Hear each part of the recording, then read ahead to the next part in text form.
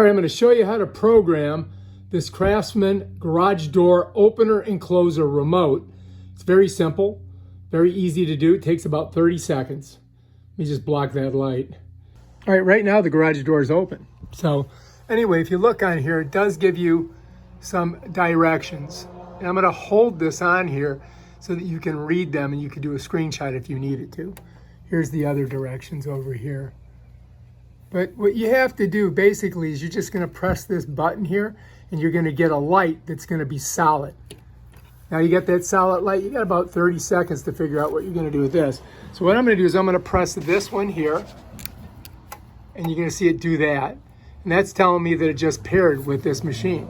So now all we got to do, let's just see, we'll try to close it. Here we go, you ready? Check it out, it's working.